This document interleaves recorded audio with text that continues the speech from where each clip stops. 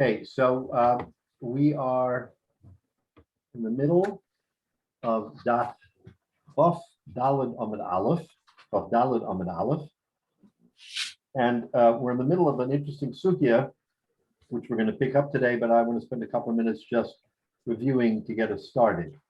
The discussion here was Rabbi Shimon ben Elazar made the statement further up on the Daf of Chof Daled as to whether or not you have to return Kalim Chadoshim.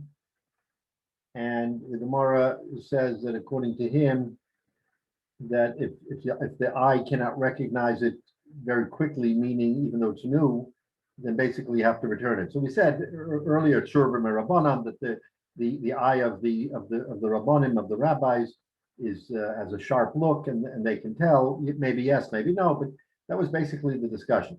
Then the Gemara went on and brought down a brisa from Rabbi Tuvia Grauman, in which he says if someone salvages a item from a lion, a bear, an eagle, any sort of animal, wild animal, whether it's the tides of the water, in other words, the overflow of the river, or the waves of the ocean, all these things, a person would really be miyayish. He would give up right away because there's in his mind, no chance that he'll get it back. Or if you find it in what we like to call a super Rishus Harabim, not just a Rishus Harabim, but a highway or a main, like Times Square. I mean, it's Rishus Harabim, but it's so massive that there's so many people that you would clearly be miyayish. So that was Rabbi Shimon Elazar's shita, is that if you find it in those kinds of places, then there's clear yish and you give it up. Then if you remember, the Gemara said, okay, we have a series of questions, and the Gemara asked 5 questions and alternated between, does this apply in a non-Jewish city or in a Jewish city, or maybe if there's a majority of Jews, does it apply or not? And if it applies or not, do the Rabbanan who dispute Rabbi Shimon Elazar, do they agree? And what do they agree? Do they agree that by a Canaanite city, by a non-Jewish city, it's okay, but not? And if you said that they argue, who's the halacha like? And then the question is, if the halacha is like one or the other, is it in all cases Canaanite and Rov Yisrael or not? So it was a series of questions back and forth, really getting into the nitty gritty of what Rabbi Shimon Elazar said, because he said it as a general klal. He didn't, in his statement, differentiate between all these things. In other words, where did you find it? Did you find it in Yerushalayim, or did you find it in Rome?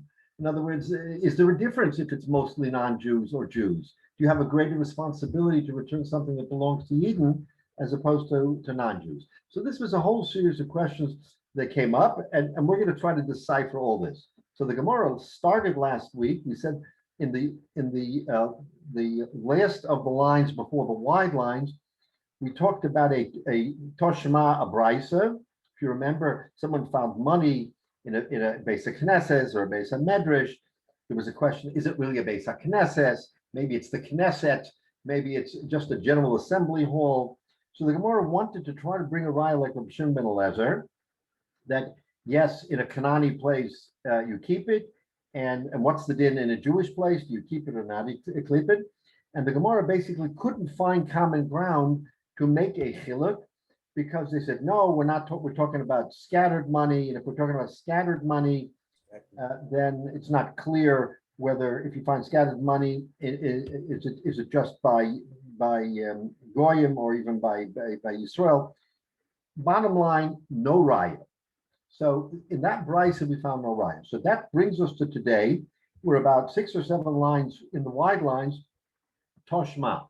We're going to bring down another brisa, and this is a series of brisas that the Gemara will talk to us about to try to understand who the halacha is like, and is it clear that as to when it applies, because when it applies is equally important.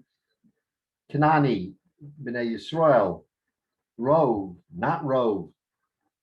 What happens in a mixed city where you don't have a Rov? So these are all the different questions that the Gemara will ask. So let's go with that Toshma now. So with that background, that's what we're talking about today. Says the Gemara Toshma. Come and listen. Motzavo Aveda. The Brisa says, and this is in Taharas and Machshira. Take a look at the Rashi. Motzavo Aveda. Mishnahi Beseda Taharas. It's about 10, 12 lines from the bottom in Rashi. Motzavo Aveda. The Mishnah says there, if someone Be'ir Yisrael v'Kananim Dorabo, it's a mixed city, and there's not majority of one or the other.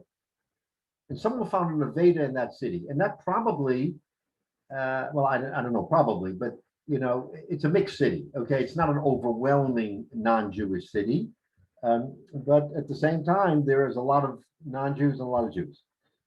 Imrov Yisrael, says that Brisa, that Mishnah there, if most of the people there are Yisrael, Chayiv Lahachris. Okay, it's a Mishnah without a Man Omer. There's no individual, whether it's the Chachamim or Rabbi Shimon ben Elazar or anybody else, to whom to attribute this. So it's what we call a Stam Mishnah. It's an open Mishnah. If it's Rov Yisrael, Chayiv Lahachris. And Rov Kananim, Ein Chayiv Lahachris. So that's a blanket statement. Okay, we're going to see how that helps us or not here. That now it depends on who the rove of the people are, because we're talking about a city and we don't know. So says the Gemara, because it's a stam, it's a regular city, I'm going to tell you, says this Manda Omar. Now it depends on rove. Okay. So Frek the Gemara man shametle the Omar azlina basaruba. Who is the Manda Omar who says that we go after rove, that we look at who the majority of that city is? Says the Gemara, Rabbi Shimon ben Elazar. It's Rabbi Shimon ben Elazar. Shamit minei. So we learn from this brisa, from this Mishnah in Taharas. Kikam Rabbi Shimon ben Elazar. We're going to circumscribe and say that it's not an open situation for Rabbi Shimon ben Elazar. When does Rabbi Shimon ben Elazar say that you don't have to return it? B'rov Kananim, B'rov Yisrael, lo. So we're trying to bring a raya, and this Gemara says, wait a minute, we now find this Mishnah in Machshirin that tells us the halacha is like Rabbi Shimon ben Elazar. And what does Rabbi Shimon ben Elazar say? He differentiates between Rov Kananim, majority of non-Jews, and Rov Yisrael as to whether or not you have to announce it. Okay, so that's pretty good. So now we see that that's Rabbi Shimon. Remember, we had all these questions. What does Rabbi Shimon really say?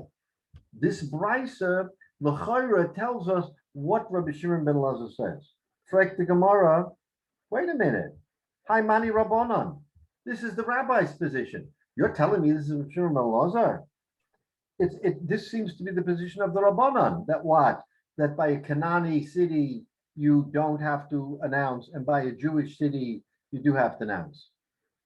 So why are you telling me that it's Rabbi Shimon ben Elazar? It can just as easily be, under these facts, the Rabbanan. That's the Gemara's kasha. We're trying to bring a raya who the Mishnah is, and we say, oh, this is a raya like Rabbi Shimon ben Elazar, who was the main proponent of this position. So we're saying, okay, so he differentiates between Kanani and Yisrael.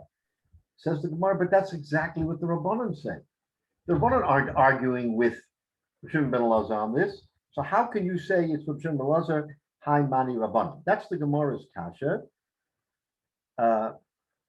Okay. Tifship Minei, we learn from this, okay, because of this circumstance, the modele Rabbanan of Rabbi Shimon ben Elazar, that the rabbis would admit Rabbi Shimon ben Elazar, Rov Kananim, that at least when there's Rov Kananim, you don't have to return it. But according to this view, the Rabbanan would say, B'rov Yisraelim, you do have to return it. What does Rabbi Shimon ben Elazar say? We don't know. Maybe Rabbi Shimon ben Elazar now says, because he is the Mekel, that by Rov Yisrael, you also don't have to return it. So because we attribute this Mishnah to the rabbis, because they agree on the Kanani portion of it, it opens up the question, what happens in a Rov Yisrael city? Is there a machlekes between the rabbis who say you have to announce, and Rabbi Shimon ben Elazar says you don't have to announce.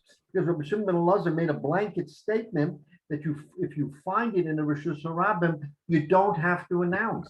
And there was no distinction in that statement that Rabbi Shimon ben Elazar made between Yisrael and Kanani. So if the Rabbanan are making a distinction, maybe Rabbi Shimon ben Elazar is not making a distinction, and that's the machlokes. In a Jewish city, what do? Rabbi Shimon ben Elazar would say, don't announce, and the Rabbanan say, do announce. So at this point in the Gemara, the question is still up in the air. What does Rabbi Shimon ben Elazar say? Because if you want to extrapolate that the rabbis agree with Rabbi Shimon ben Elazar by Kanani, and they say that by Rov Yisrael, you do have to announce, it's not clear what Rabbi Shimon ben Elazar's position is. Announce or don't announce? Excuse me, Rabbi. Yes. So, welcome, Jay. Thank you. I'm sorry. Why don't the Rabbanim say that in order to have peace with the Goyim, we do that in other cases? We try and help them if we find, if somebody's in danger, we try and help them. Why don't they say here that you should announce it in order to have shalom with the Canaanim? So that poses a very interesting question, and and that question is one that I hope we might be able to touch on today, or if not next week. The Gemara is telling us what is the actual halacha. Do you have to go out of your way? Remember, Shabbos Aved is a big mitzvah, but if you're in a big city with Canaanim and Yidden, how are you going to go about doing this? It puts a terrific burden on someone. It's very nice that he goes out of his way. We Jewish people are a people who are fond of doing mitzvahs, and we don't want to take advantage of anybody. We understand that.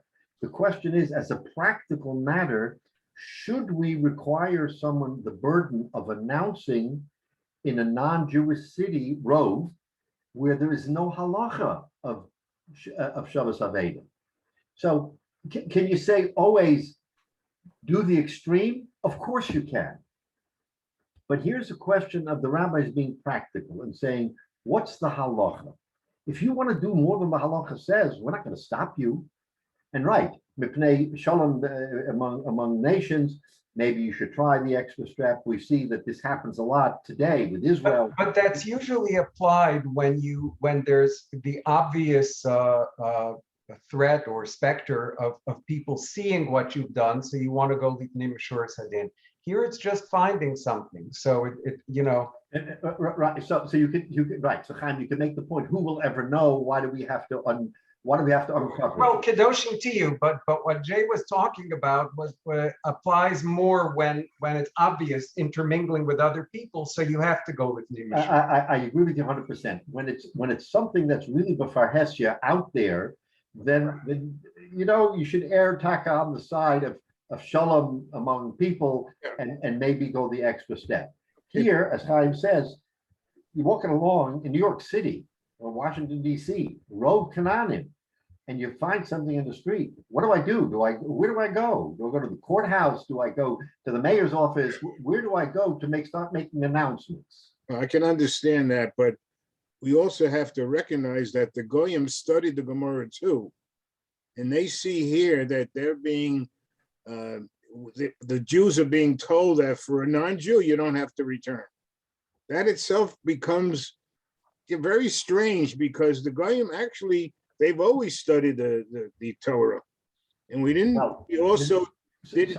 So you're asking an interesting. Yeah, no. I understand. I think today he's right. Their religion in order to not get into a crossfight with them. Today he's right. Rabbi Hyatt always tells us that Catholic University are the biggest purchasers of art scroll Talmud. I mean, they study it. Well, so there's no question that Goyim study Talmud and all of that, and we can't stop them. Now, if they understand it and they see that the Talmud says there's a difference between a Kanani and a Yehudi, Jay, it's out there. We're not going to change that. It's there. Like, for instance, a non-Jew who does something for you on Shabbos. Now, does he feel I'm second class because Shabbos is something for Jews and not for Gentiles? and they sort of kiddingly say, I'm the Shabbos goy. I'm the Shabbos Gentile who can do for you. Do they resent that? Do they feel that they're second class because of it? Mostly not. Maybe someone would, but you make an interesting point.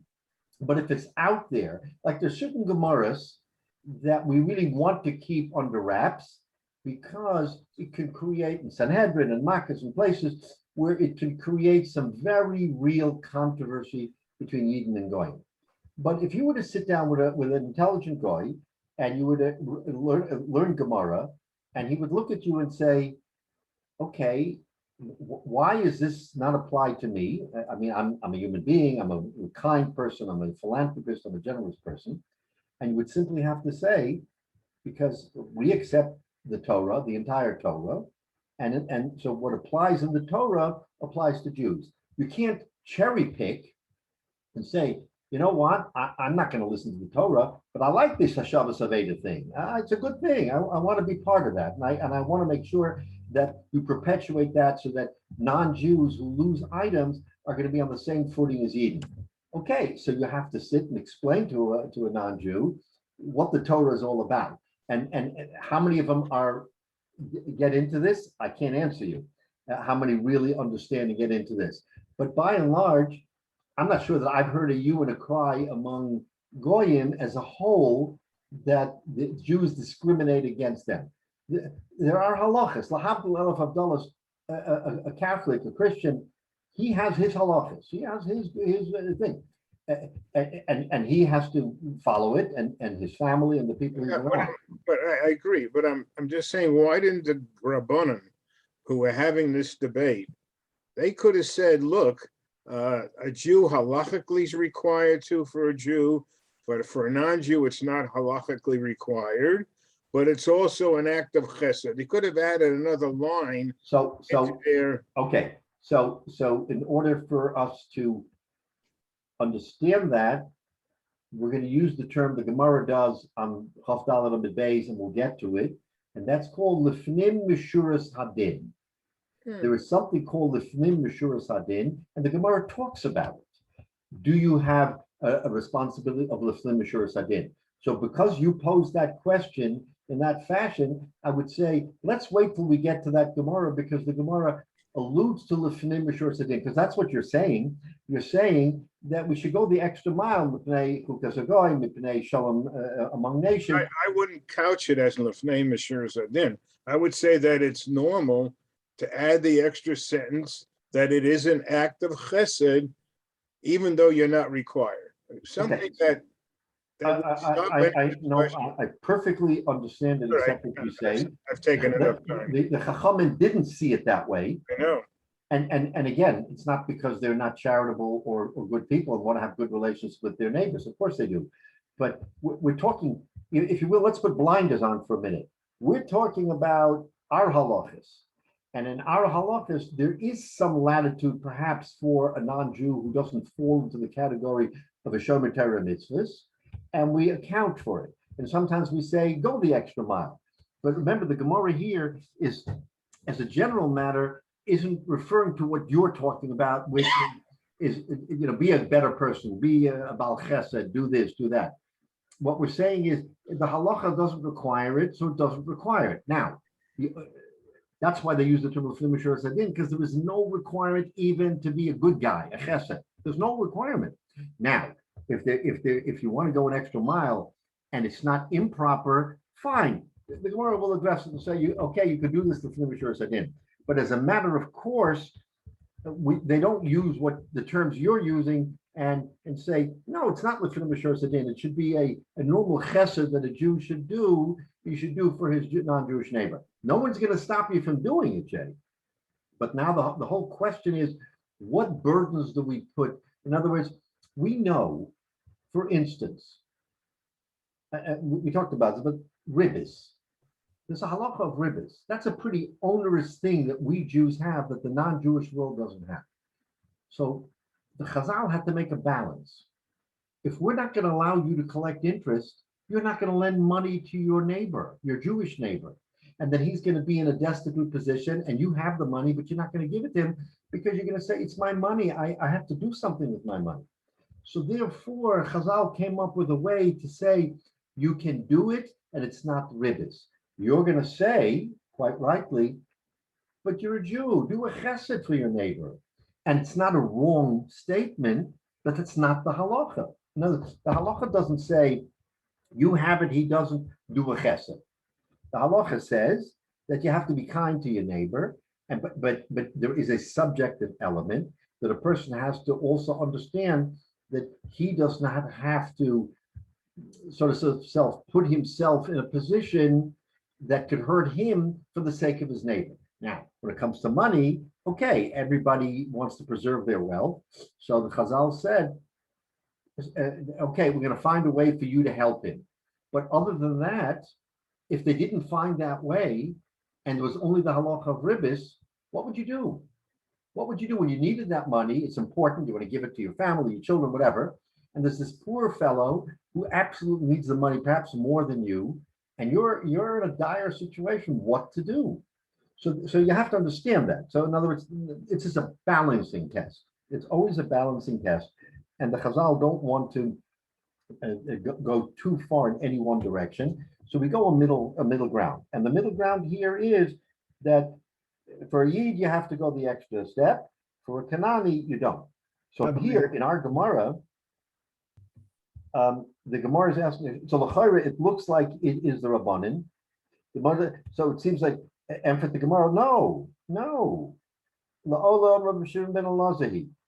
Really, this Brisa is this Mishnah in Machshirin is like Rabbi Shimon ben Elazar, which is what that in a large Rosh Hashanah, it seems that you don't have to return it whether it's a Jewish city or a non-Jewish city, because he made the blanket statement was made without a differentiation between Kanani and Yisrael. It just said, what happens if it's the mouth of a lion in a Jewish city or a non-Jewish city? What happens if it's a river that overflows in a Jewish city or a non-Jewish city? So there's a blanket statement that there's Yiyush. So we're saying, you know who that is? That's Rabbi Shimon ben Elazar. So he says, even in a Jewish city, you don't have to return it. But if that's the case, where do you see that? So he gives an answer. V'afilu b'rov Yisrael nami, you don't have to return it. We're talking about something hidden. Rashi says b'tomon. The kirim the tomnu lava veda he hilkach b'rov Yisrael yachriz. In the Brisa there where it says, because the Brisa Machshira makes it very clear. What does it say? Motza Aveda in Rov Yisrael Chayv Lahakris and Rov Kananim Ein Chayv Lahakris. How do you justify that, or according to Rabbi Shimon ben Elazar? If we're saying that Rabbi Shimon ben Elazar says because of Yush, even in a Jewish city you don't have to return, that Mishnah in Machshirin said very clearly in the Rov Yisrael you have to return it. And you're telling me that that's really Rabbi Shimon ben Elazar's Mishnah that we talk about? How can that be? And for the Gemara, it's talking there about Tamun. Tamun means that a person hid it. If he hid it, it was meant to be found by the owner. You stumble upon it, you can't take the view, oh, wait a minute, this is a Rosh Hashanah, and in Rosh Hashanah, it doesn't matter, Jewish city, not Jewish city, there's Yush. Why would someone hide it in such a way and be miyayish? Teretz says he wouldn't. So the Gemara is telling us that you know what that Mishnah Machshirim is talking about Tamun. And therefore by Tamun, in a Jewish city, you have to announce. Frek the Gemara, Ibet Tamun Maya Vidite. The Gemara there says that he took it. He took it. Now he has to figure out what to do with it. So ask the Gemara, if it's Tamun, if it's hidden, why did he take it? He should have left it there. Why? Mohotanan, we learned in the Brisa, and by the way, that's in our here later on in our Gemara. A little bit later on in our Gemara, this case comes up. Motza kli ba'ashba mechusa. If someone finds a keli in a trash can or a trash bin, mechusa, if it's covered, where it seems that someone covered it, lo yigabo, he's not allowed to touch it. He can't even pick it up. Megula, if it's uncovered, notel umachriz, then he has to go and announce it. So what do we see? We see in that Gemara that by Tamun, by Tamun, you don't even have to, you're not supposed to touch it. If something is Tamun, it's clearly meant to be hidden because someone's coming back. And we have this brisa which says that by a trash can, so how can he possibly take it? You want to give me an answer that the reason why it's not a kasha here is because really Rabbi Shimon holds that by a Jewish city, you don't have to return it. Why do you have to return it here? Because it's hidden. But if it's hidden, you shouldn't be touching it anyway. So how do you come even to have it? That's the Gemara's kasha. Oh, so that's the kasha. So it's a gavaldige kasha. We're trying to find that the halacha that this mishnah should come out according to Shimon ben Elazar, and b'shem Eifen, we're roadblocked. We can't find a way to make it work for him. You want to say it's b'taman, but by taman, he's not even allowed to touch it. So what circumstance is it that Rabbi Shimon ben Elazar says in a Jewish city, Rove Jewish city, you don't have to return it? What are we talking about? Says the Gemara, Kid Amara Papa, Ba'ashpa, we're talking about a trash can. Ba'ashpa, we're talking about a trash can. She'ena osuya lifnos. It's usually not collected. What does that mean? Says Rashi, Regilim hoya balim lahanicha yomim rabim v'lo lifnos miyad. So think about it this way. You're doing construction in your home and you rent a bin. And that bin, whatever, 3 yards, whatever they call it, and you throw stuff in. That bin can sit there for weeks without being collected because you're constantly throwing stuff in. So if you have such a bin that's not normally collected, then that's what Papa says that you're not supposed to touch. But the owner decides, today I'm going to call the company and we're going to get it picked up. It may not be full, but he said, you know what? I need much more space next week. So even though it's not full, I'm going to go pick it up. So now you have a dilemma because it's sitting in that bin and it's covered, but you're about to throw things away. So what should you do? Just let them throw it away covered or uncover it and figure out what it is. That's the situation in our Gemara. Remember, the whole kasha was, if it's covered, how can you even touch it? The Torah says you're touching it because you see something odd in your bin. You see something that you didn't put there, and it's covered, and now it could have been sitting there for weeks, and you're about to move the bin. And you say to yourself, what should I do? So the first thing you do is you uncover it. What is it? Now, when you uncover it, then you have to make a decision. Do I announce or don't I announce? That's when we say, if it's a Yisrael city, so then if it's a Yisrael city, then you announce. If it's a non-Yisrael city, you don't announce. So it says the Gemara, Hachanami ba'ashba, that's over there in the Gemara, in the Machshirin. So here too will apply the same principle. She'ena asuya lifnois, it was a bin that was not meant to be taken, and he decided to take it. So we have this dilemma, what to do. So now it seems that things are right, because now, according to the Rabbanan, in such a case, you have to announce. You have to announce because again, we think that the Rabbanan will agree in a Canaanite city you don't, and in a Jewish city you will. But one other twist, it says Rashi, okay, all of a sudden the owner wants to move this bin, miyad. Va'al korcho, he's forced, o yitlenu or yehafker. Either he's going to remove it or it's going to be hefker. That it was not normally meant to be moved. So therefore, he wouldn't, you're right, normally he shouldn't touch it because clearly someone hid it there. But if he's about to move it, he has to figure out what to do. He's allowed to lift the veil, and he's allowed to see what's there. and then he can make a decision, yes or no. Rashi adds one twist, which we've already discussed before. The also lifnais, because if it's meant to be taken away, in other words, let's say this can was meant to be taken away, and someone put it in there uncovered, Aveda Midasi, it's a Veda Midas, Shema Yifne. Then it becomes a Veda Midas, and the whole question of announcing it doesn't even apply. Because if you remember a couple of weeks ago, we said there's something called a Veda Midas, that a person puts it in a place where it's clear that it's going to be seen by everybody. He's not hiding it.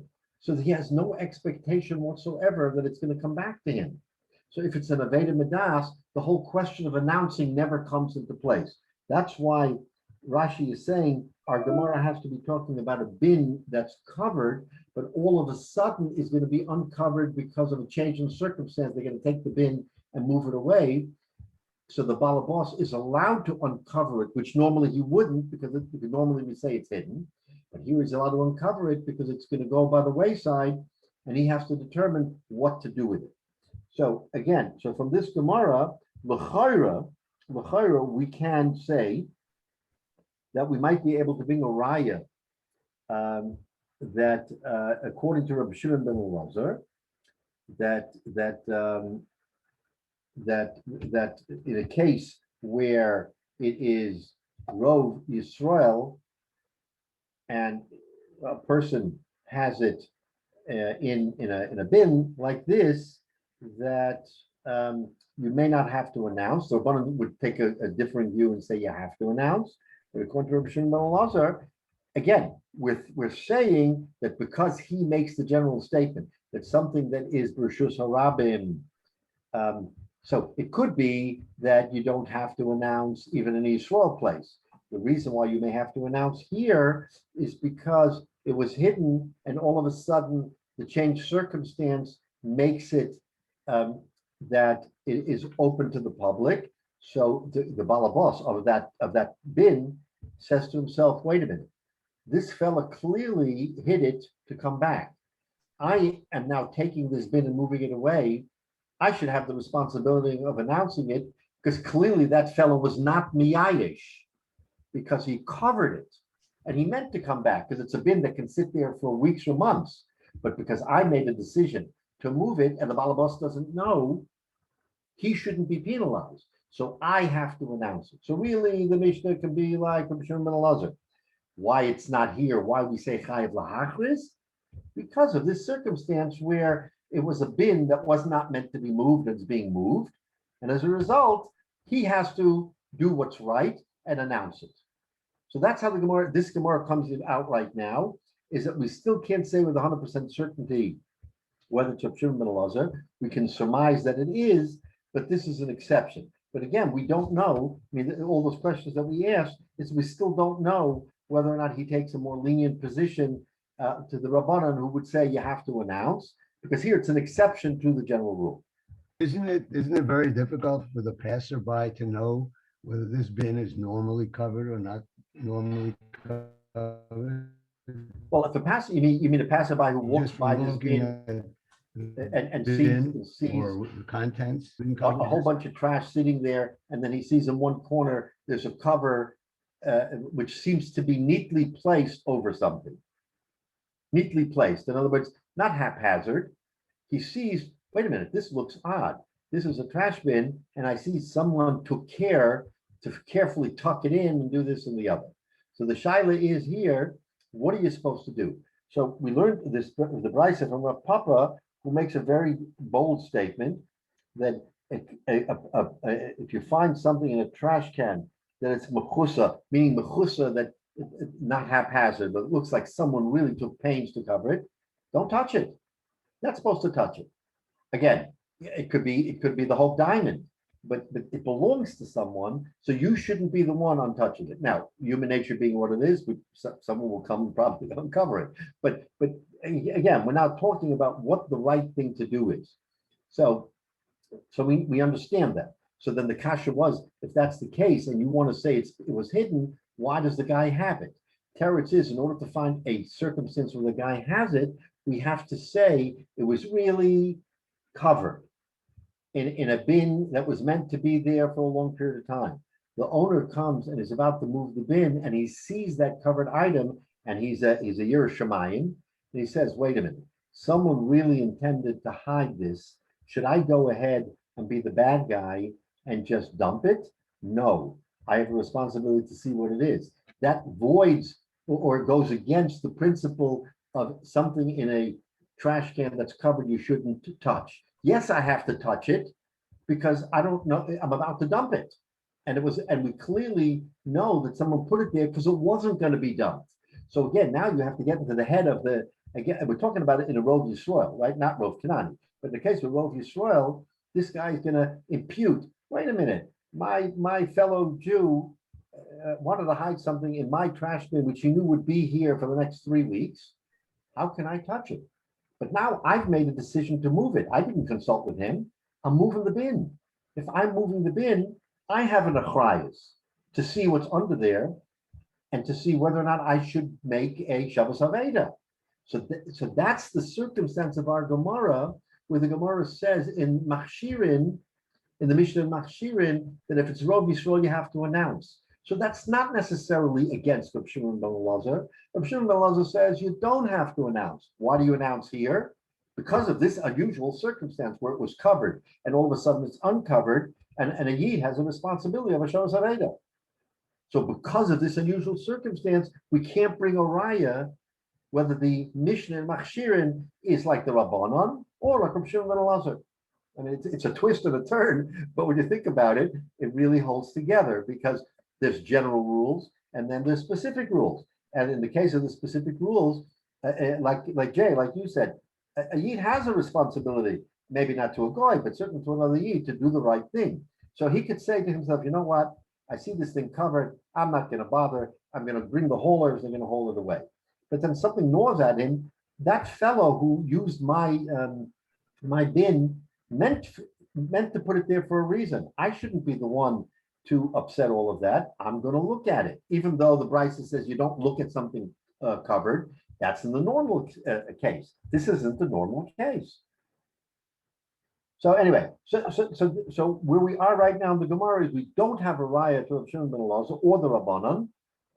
We're only saying that it could be, but the Rabbanan admit to Rabbi Shimon ben Elazar in a Canaanite city, you have no responsibility. In a city of Rov Yisrael, we don't know what the result should be. From this Gemara, it's no raya because this is an unusual case, and you can't bring a raya from an unusual case. All right. So that, again, you see how the Gemara, the whole thinking here is really has a very interesting twist to it. Now, says the Gemara on the top of Chav Dalet Amud Beis. So now that we have gone through this permutation and we understand what it is that we're talking about, now the Gemara is going to add yet another twist. Why leave well enough alone? The Gemara is going to come and tell us, "V'boyes ema." You think that this is the real discussion in the Gemara, and everybody agrees, and therefore we're left with this question. Oh no, there is another shita, another trend, and we know this from time immemorial, that a Yid can't accept just one view. This is a very solid, detailed discussion of the Gemara, and there is a parallel discussion among the Amoraim as to another view of what might have happened here. Okay? Iboyes ema. La'olam Rabbana. So remember, we're trying to find support from Shimon ben Elazar, and at the end of that Gemara on the bottom of Chav Dalet Amud Aleph, we couldn't find it. Says the boy saying, wait a minute, why are you trying to support Rav Shimon ben Elazar? Ibois ema la'olam Rabbanon. What we're saying is really the man Omar of this Mishnah is not Rav Shimon ben Elazar, it's the Rabbanon. And this goes to the question I think Chaim you asked last week. Miktani hein shalo. Does it say it belongs to him? No. Ein chayav lahachris katani. it says he shouldn't have to call it out. Remember, that was the discussion we had last week. Is it his or is not his? And I said, let's hold off because the Gemara is going to raise this question. Here, the Gemara is asking this question. Really, it's the Rabbanan. So, and we say, and the Rabbanan say it doesn't belong to him. Okay, good, it doesn't belong to him, but that's not the discussion. The discussion is, does he have an obligation to announce it? What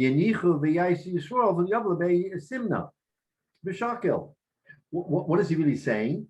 No, you can't take it for yourself. You got to announce it and let it sit there. At some point in time, maybe a Yid will come by, somehow the word will get to him, and he'll say, oh, wait a minute, that was mine. I'm going to go and tell him what it is and claim it. So in other words, the argument is on a different plateau now, that it's not about, can I keep it? It's about whether I have an achrayus to announce it on the off chance that a Yid will learn about it and get it. Says Rashi, it wasn't hidden well. So now, hold on a second. In the previous version, we came at least to a tentative conclusion that the Rabbanan agreed with Reb Shimon ben Elazar by Rov Kanani, that you don't have to return it. Remember, that's what we said.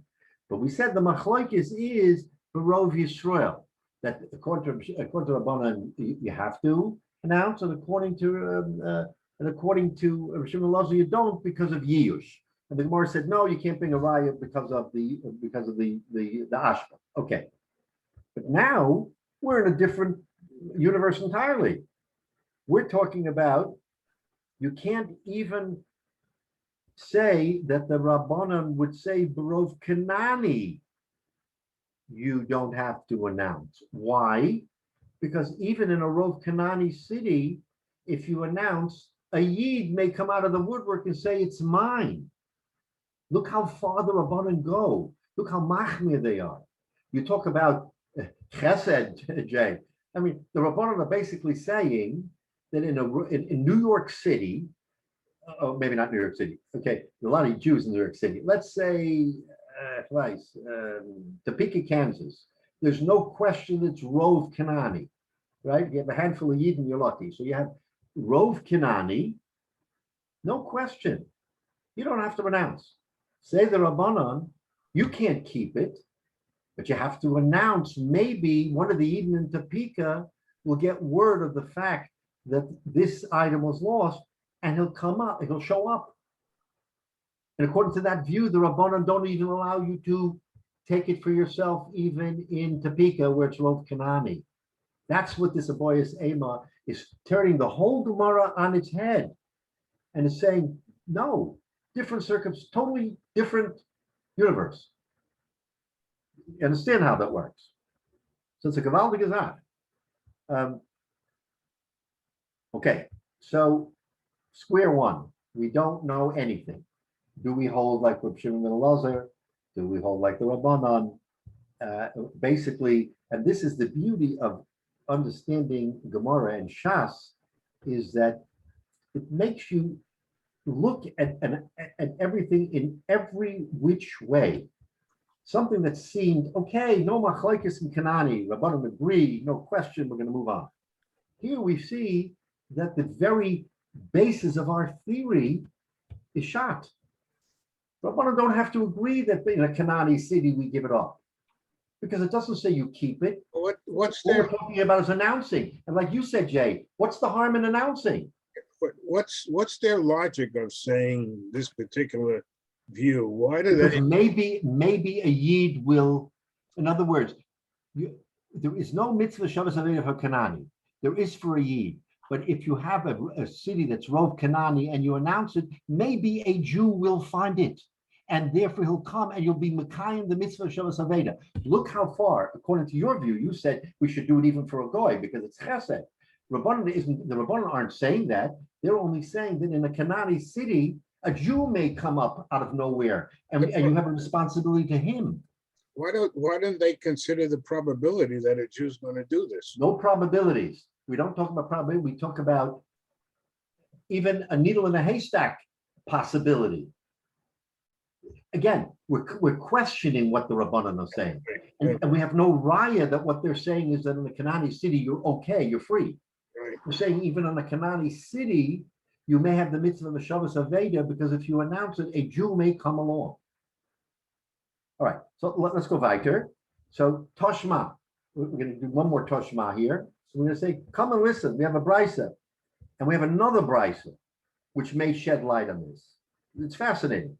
The Omer of Asi, Rav Asi says as follows: Motza Chav Yisrayin Be'ir Sheruba Kanani. This is. I mean, you'll think about this in a minute. It'll blow your mind. If you find a Chavius Yayin in a city that's Rov Kanani, what are we worried about? Yayin Nesech, right? Yayin Nesech. There was no bishul. There was no cooked wine. So you're worried about Yayin Nesech. Says the Gemara, Muteres Mishum Metzia. No problem. You can keep it. But Asura Ba'ana. You can't have anah from it because it's Yayin Nesech. So stop and think a minute. What's going on here? You find a chavius, a barrel of wine, in Topeka, Kansas, and the brisa says, keep it, it's yours. But don't use it, because it's a Kanani city, and it's also bahanoah. Yayin nesech is also bahanoah. Now, understand that in modern times, it's totally the Rabbanan, because the reason why Yayin Nesech is also Bahanoah is because in the olden times it was used for pagan worship.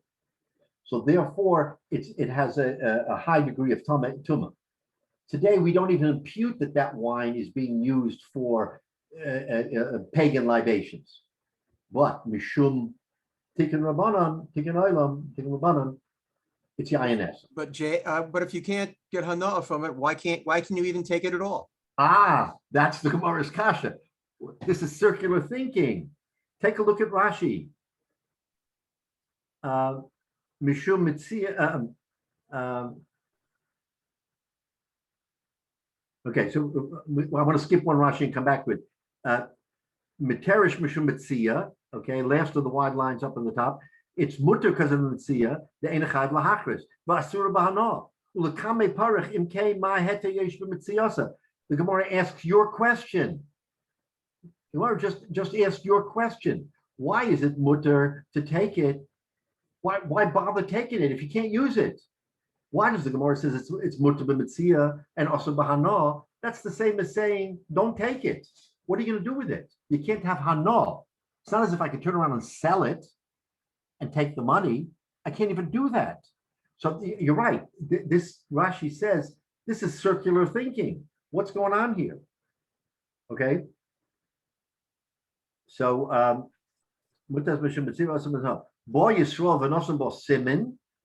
if a Jew comes and he gives a siman, in other words, muteris b'shtia lemotzo. Again, if now a Jew comes along in Topeka, Kansas, and he knows that barrel was found, and he says, "Wait a minute, that's my barrel. It's my barrel." Oh no, he says that barrel belongs to Yosef. I know that barrel.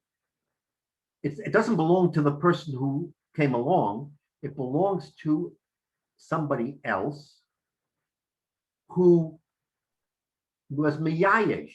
Why was he miyayish? Because he finds himself in Topeka, and in Topeka, there's no chance really that a Jew, that it will come back to him. So he says, far fallen. That barrel, it's long gone. It was in the back of a truck. It rolled off the truck on the highway. Who knows where it is? Miyayish. But Beryl comes along and says, wait a minute. I recognize that barrel. That's from Yosef's stock. Now, was he Miyayish, Yosef?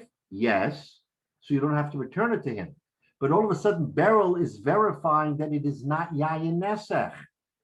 Says the Gemara that if he comes along and says that I recognize it, Benasam Bosimin, Muteris B'Shtia Lamotza, then the person who found it can drink it. He doesn't have to return it to Yosef anymore, because we impute that in a Canaanite city, Yosef will certainly be miyayesh. So Yiyush already made it hefker. It belongs to him. But we have this terrific kasha that belongs to him. How can he use it? It's yayin nesach. Teretz is, someone said it's not yayin nesach. It belongs to Yosef. Now that it belongs to Yosef, I have no chiyuv to return it to Yosef, but I can drink it. Come on, who is this like? Reb Shimon ben Elazar. Shema Mina. So it's like Reb Shimon ben Elazar. What did Reb Shimon ben Elazar say? Remember, he said in that Mishnah, the Bryce that we learned with the lion and the bear and the eagle and the Rosh Hashanah, that he made a blanket statement. You don't have to return it. And we imputed that he meant even in a Jewish city, you don't have to return it. That's what we impute. Now we see, of course, the halacha is like Shimon ben Elazar. Shimon ben Elazar says that there's yiyush. Once there's yiyush, forget about it, you don't have to return it. Our problem here was it was yayin nesech, but and you can't use it. So what's the point? The point is because someone identified it as being the kosher wine. So you've already owned it because of yiyush, and now you can drink it because someone verified. So we say that Mishnah comes out from Shimon ben Elazar Shmamina.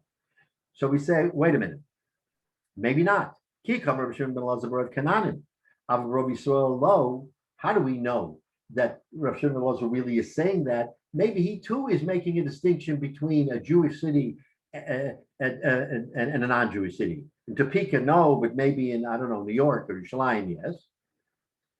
And for the Gemara, La'olam ein malach Rav Shimon ben Elazar afilu Rabbi Yisrael nami. He is saying really that in this kind of circumstance, even in a Jewish city, you don't have to return it because there is yiyush. Rav Asi Sabalei Kavase, and Rav Asi, who told us about this brisa here of Moshe Chavish Yayin, agrees 100% with Rav Shimon ben Elazar, right? But he doesn't agree with him totally. He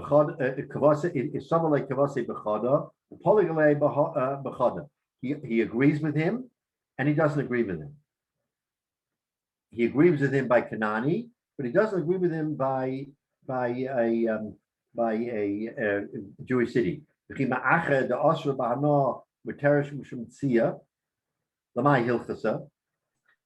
same kasha.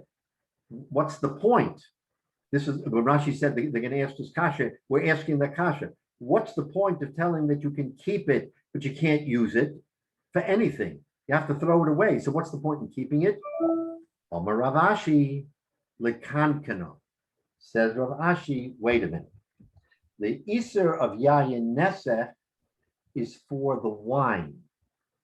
What you have to do is you have to spill out the wine. You can't put more kosher wine into that barrel because the barrel will have already seeped with the non-kosher wine. But once you take the yayin nesech out, you can sell the barrel. The barrel is not also bahano. Kankan, the barrel, even though it had non-kosher wine, you can't use it for anything, but you can sell it. And if you can sell it, then it's plausible to say that if he finds it, he should keep it because it's no longer of no value to him, it's of value to him. So again, that's the end of that discussion. But what's the point here? The point is, once again, in this Gemara, we see the Gemara is going back and forth to try to tell us whether this Manda Omer is Rabbi Shimon ben Elazar, and does he say that it's both by Kanani and a Jewish city? So again, we wind up with no raya. Why? Because that which the Gemara says that according to Rabbi Shimon ben Elazar, you are in a Rishus Harabim where there's Yiyush, you don't have to return it, which would seem to be in a Jewish city. It may not be in a Jewish city. In a Jewish city, you really do have to return it, but it's a non-Jewish city. And if you find an item, any item, then it's yours to keep. Even Yayin Nesech, because you can pour out the Yayin Nesech. Remember, we're making a split here. We're splitting the baby, as it were, and saying that even in Rav Asi's situation of Yayin Nesech, where you can't have Hana, so why bother keeping it? You keep it because the barrel is of value. So you the have to barrel's of- declare, that it was once used for Yayin Nesek. So a guy will buy the barrel and he won't be able to sell it to a Jew. Well, I mean, if you can sell it to a Jew and just tell him, mind you, you can use it to store non-perishables, stuff, because if there's no iser in the barrel, there's an iser in using the yain. For a goy, you can tell he can do what he wants with it. He can put yain in it. I mean, you're selling it to a goy and you're making no restrictions. You sell it to a Jew, you got to tell him, by the way, this is a great barrel. Just don't put any wine in it. Don't put any food in it. Or in other words, if it's dry goods, then it doesn't. The tom doesn't seep from the walls of the barrel. So in the case of, let's say, chitim or sairim, you may be able to use it. But certainly you could use it for non-food because the barrel itself has no iser. It's the yayin that had the iser. So if you can do that, then maybe you do have to announce. Because even in a non-Jewish city, it's possible that if you announce it, a Jew will come along and say it's mine. We only ask the kasha because if it's yayin nesach, what's the Jew going to do with it? The teretz is he's going to spill out. Yid gets a chanaitza, he'll spill out the yayin nesach. Is the presumption that it's yayin nesach? It may never lose the taste or the liquid part of the wine that is in the walls of the barrel. But that's not yayin nesach. In other words, so two questions here. You asked one.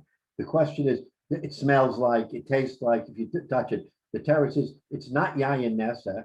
You're not eating from it. You're storing. There is no iser in the barrel itself. But to the question of how do we know it's yayin nesach? Because it's in a city of Rov Canaanim, we make the assumption it's yayin nesach. If you're in Topeka, Kansas, and you see barrels rolling and you open up its wine, you're not going to say it comes from the Kedem factory in Topeka. You're going to say this is, some fancy wine that someone was manufacturing, was fermenting, and you have to make the assumption it's not kosher. You can't make the assumption it's kosher wine because it's an era of Rov Canaanim. So that was the whole question in that particular case. What's the point of saying to keep it? You can't do anything with it. Once we have an answer, you can do something with it. Now all bets are off. So really, there's no riot from Shimon ben Elazar. It could hold like the Rabbanan. Why over here can you do it? Because in a city, so in other words, even in the city of Rov Canaanim, it's possible a yid lost it, or it's possible that if you announce it, someone will come along and say, yes, I know 100%, even though there's yiyush, they'll say 100% that you can take it. So again, Rabbi Grauman? Yeah. What if it actually happens to be kosher wine? It doesn't matter because the owner was already miyayish. Mm-hmm. It's a good question, but let's distinguish. In a circumstance where the objective facts are that it's a non-Jewish city, a Jewish wine owner has a barrel that fell off a truck. He's saying to himself, no way am I ever going to get this barrel back. We impute yish. We impute this guy gave up from the get-go because it fell off a truck on the highway in Topeka, Kansas. No markings. It doesn't say kosher lepesach. Never going to get it back. Forget about it. He owns it. It's yish.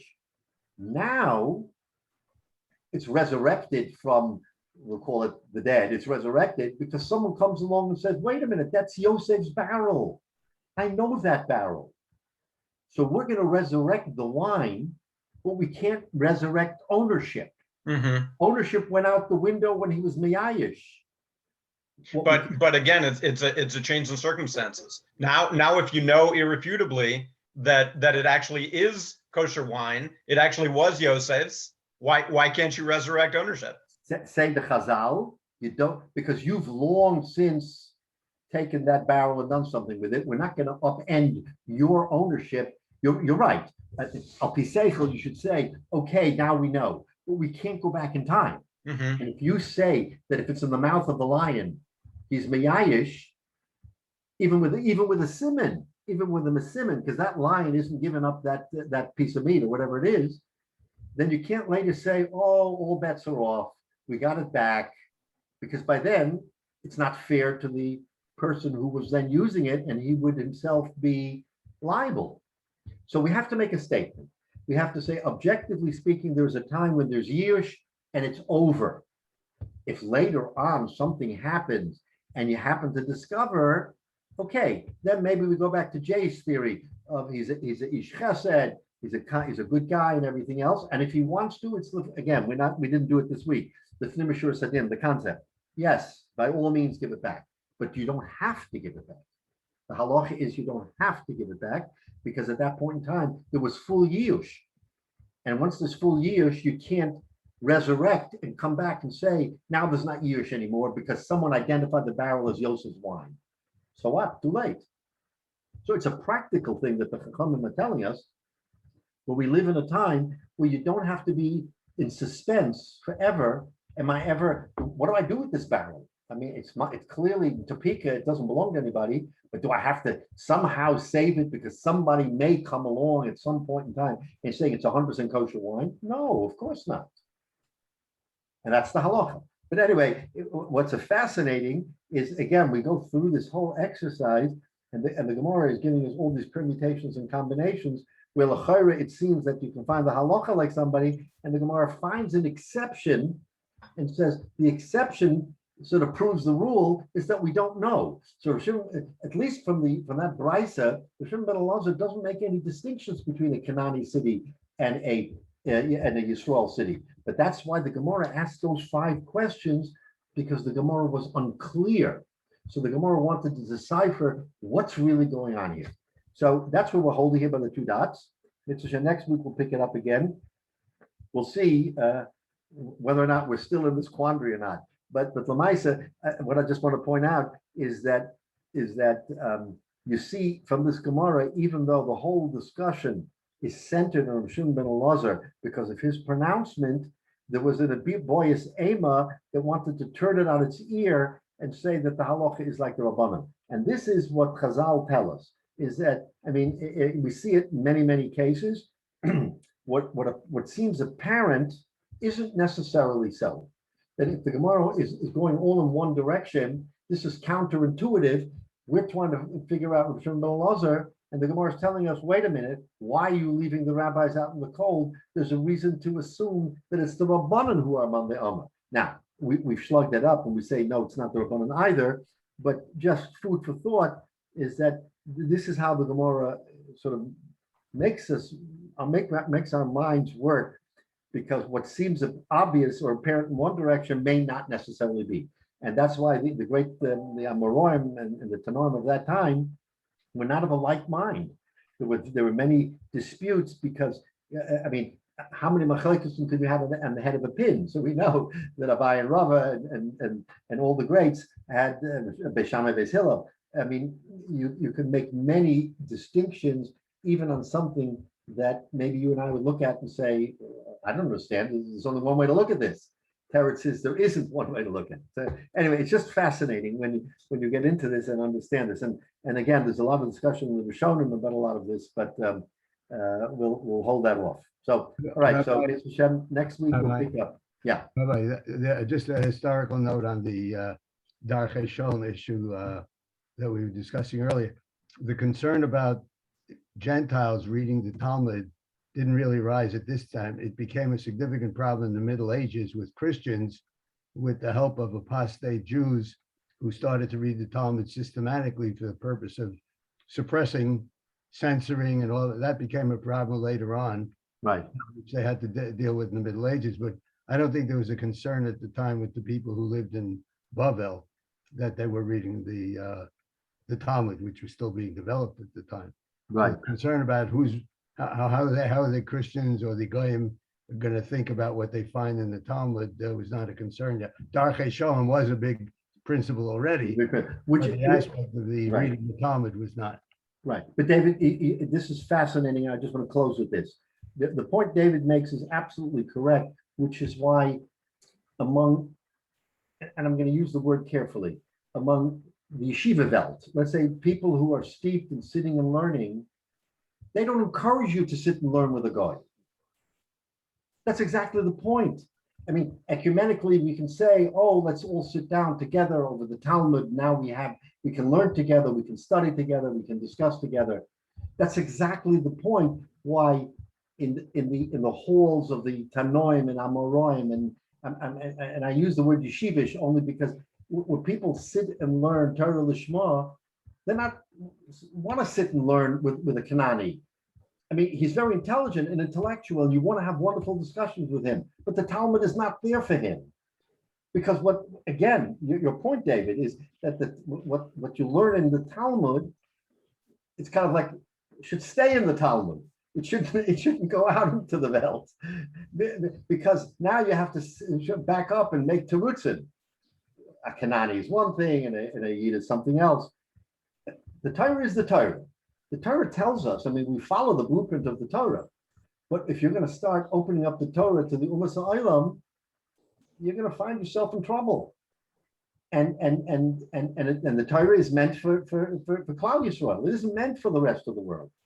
I mean, it's maybe that's what you have to look at. So what you're hitting on is a very, very important subject, is how we look at Torah and how we look at the Torah Shabbal Peh, for instance, which opens up so many avenues of learning and how you do it. So again, I'm not making a doctrinaire statement. I'm just saying that there are many people, clearly, for reasons that become obvious when you start getting into discussions that could become very sticky, is that you don't want to open that door. You don't want to open that door. I mean, again, potentially anti-Semitism and more, derogatory comments. Oh, Jews are distinguishing between a goy, a non-Jew, and even on basic things of Shabbos Haveda. Shabbos Haveda isn't necessarily a religious issue. I mean, you find something, you should return it. If it says the name of Joe Biden on something because he's a goy, I shouldn't return it to him? Of course I should return it to him. But the teretz is that now we're getting into areas where what do you do and what your responsibilities are. And again, you have a valid point, Jay, when you talk about chesed and we're living among Umas Ha'olam, and what should we do to breed kindness among people. And of course, we're not looking for trouble. We're not looking to fight with people and say what's mine is mine and what's yours is mine. Of course not. But again, some things are better left. It's Torah Lishma. Let's learn it Torah Lishma and not get into the weeds here with the details that could open up all kinds of things. Again, I'm just saying as a general matter, that's how Torah is looked at. So today we have so many opportunities to study. I mean, what did I read? That the Japanese are deeply studying Talmud because they admire. Yeah. That, right? I mean, Koreans. there's some Koreans. in Talmud that the Jews have that the Japanese want to open up. The door. Koreans. Koreans. South Koreans. South Koreans. Japan also. So we can have a debate separately whether that's a good thing or not. But the point of the matter is, so what does a Korean look at if he learns a Kanani? What does it say? I'm a Kanani? I mean, maybe he'll take it, fait accompli, or he'll say, what does this mean, Kanani? Who's a Kanani? I want to be a Yid. I want to be a Bnei Yisrael, just like the Israelis. That's how we get ahead. So, again, I'm making just these general statements because you can see where this takes us. And so it's a fascinating study. We could talk about it a very detailed long time, but this is the beauty of Gemara, and we could do this all day. So again, a good fast and what we like a good kvittel. It should be a good outcome for everybody. We should all have the opportunity of continuing to learn Torah Lishma. So Mitzvah Shem. Amen. We'll see you next Sunday. Bye. Thank you, everybody. You're welcome. Viva, you there?